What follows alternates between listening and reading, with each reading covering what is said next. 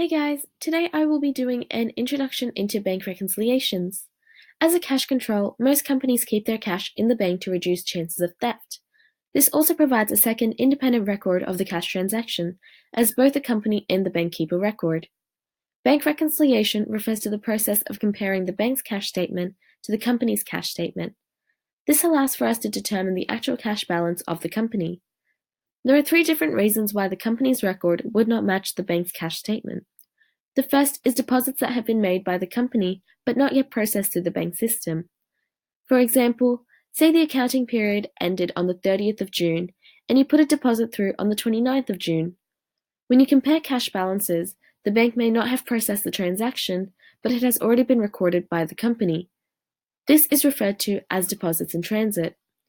The second reason follows a similar principle but for checks.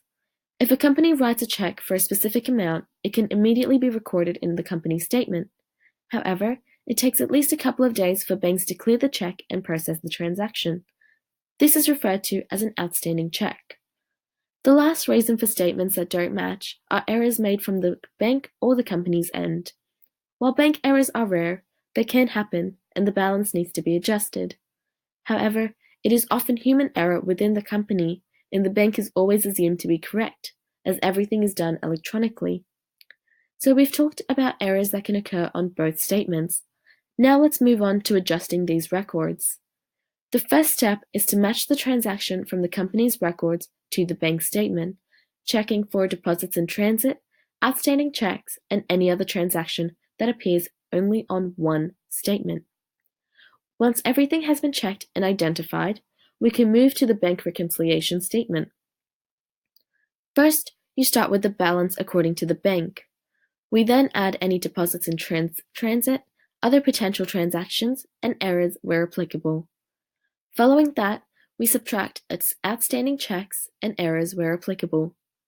This gives us the adjusted total. We then move on to the cash balance according to the company. Like before, add any collection of money, interest, or errors where applicable, and subtract expenses paid, service charges, and errors where applicable.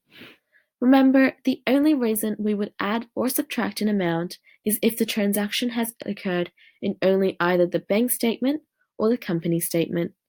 At the end of the reconciliation, the cash balance according to the bank and the company should match.